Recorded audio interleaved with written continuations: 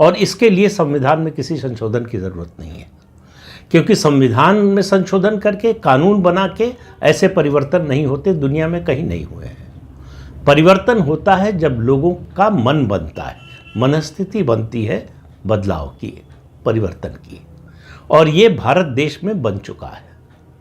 22 जनवरी की तारीख वो हमेशा इतिहास में दर्ज रहेगी इसके शुरुआत के रूप में, और न केवल भारतीय संस्कृति के पुनरुत्थान की ये तारीख है, उसकी शुरुआत की, बल्कि एक चीज़ के अंत की भी है, और उपनिवेशवादी मानसिकता की।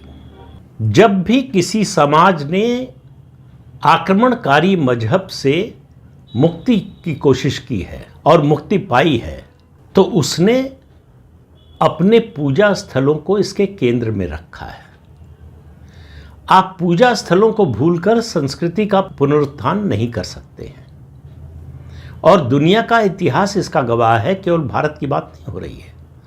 भारत में लंबे संघर्ष का इतिहास है कि हमने अपने पूजा स्थलों को बचाने का और जब जब तोड़ा गया उनके पुनर्निर्माण का कैसे कैसे प्रयास किया।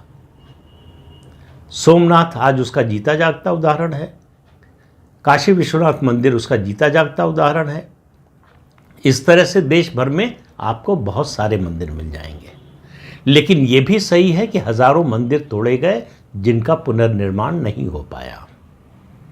अब जब उसकी कोशिश हो रही है, और ये कोई संगठन नहीं कर रहा है और ये कोई सरकार नहीं कर रही है, ये लोगों की मनस्थिति बनी है ऐसी, इसलिए हो पा रहा है।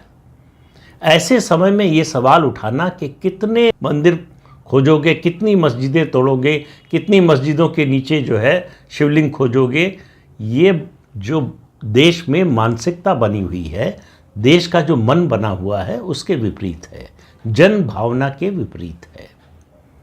तो भारत में मैं जो बात कह रहा था, आप देखिए कि बाकी देशों में क्या हुआ। स्पेन में जब कैथोलिक चर्च की वापसी हुई उस्मानिया साम्राज्य की समाप्ति के बाद, तो वहाँ क्या हुआ?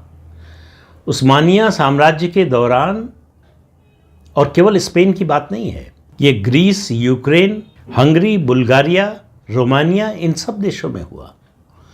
जिन चर्चों को तोड़कर, गिरजाघरों को तोड़कर मस्जिदें बनाई गई थी, उन सभी मस्जिदों को तोड़कर फिर से गिरजाघर, चर्च बनाए गए।